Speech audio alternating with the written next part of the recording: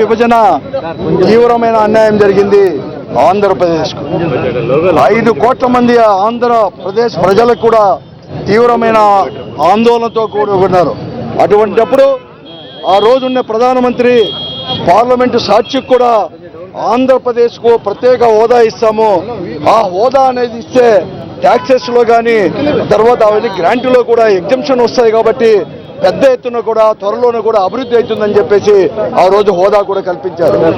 అలాగే ఈ రాయలసీమ ప్రాంతానికి కానీ ఉత్తర కోస్తాకు కూడా 7 జిల్లాలకు కూడా 23,500 కోట్ల రూపాయలు కూడా ప్రత్యేక ప్యాకేజ్ కూడా ప్రకటించడం జరిగింది. పోలవరం కూడా జాతీయ ప్రాజెక్టుగా చేసి కేంద్రమే దాన్ని పూర్తి చేస్తామని కూడా హామీ కూడా చట్టంలో కూడా రూపొందించడం జరిగింది. అదే విషయాన్ని ఆ రోజు తెలుగుదేశం పార్టీ అభ్యర్థి ముఖ్యమంత్రిగా చంద్రబాబు నాయుడు గారు కానీ అలాగే బీజేపీ తెలుగుదేశం పార్టీ ఉమ్మడి అభ్యర్థిగా ప్రధానమంత్రి అభ్యర్థిగా నరేంద్ర మోడీ గారు కూడా ఆంధ్రప్రదేశ్ అంతా కూడా తిరుపతి వెంకన్న సాక్షి దగ్గర కూడా సాక్షితో పాటుగా కూడా హామీ కూడా ఇవ్వడం జరిగింది.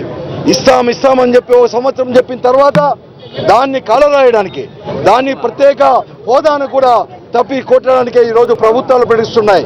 అందుకోసమే వైఎస్ఆర్ కాంగ్రెస్ పార్టీ జగన్మోహన్ రెడ్డి గారి నాయకత్వంలో అలాగే వామపక్షాలు కూడా ఇతర పార్టీలన్నీ కూడా ఈ రోజు అన్ని కూడా ఒక తాటిపైకి వచ్చి ప్రజల్లో కూడా ఈ ఆంధ్రప్రదేశ్కు ప్రత్యేక హోదా ఇవ్వాల్సిందే అని చెప్పి ముత్తకంటతో చెప్పినా కూడా ఈ ఉద్యమాన్ని కూడా అణిచివేయాలని చెప్పేసి ఈ రోజు ప్రధానమంత్రిగా మోడీ గారు కానీ అలాగే ముఖ్యమంత్రిగా చంద్రబాబు నాయుడు గారు ప్రయత్నిస్తున్నారు. కానీ జగన్మోహన్ రెడ్డి గారిని కూడా ఈ రోజు అప్రజాస్వామ్య పద్ధతిలో ఇంకా ఎయిర్పోర్ట్లో ఉండగానే అరెస్టు చేసి పెట్టడం కూడా అప్రజాస్వామ్యబద్ధం. దీన్ని ఖండిస్తున్నాం. ఇది పిరికి పందల చర్య తప్ప మరొకటి కాదు. ఏదేమైనా కానీ ప్రత్యేక హోదా ఇచ్చేంత వరకు కూడా మేము ఉద్యమిస్తాం. ఈ ఉద్యమం ఆగదు. తప్పకుండా కూడా దాన్ని సాధించుకునే తీరుతామని చెప్పేసి కూడా మేము కూడా ఈ ప్రభుత్వాలను కూడా హెచ్చరిక చేస్తున్నాం.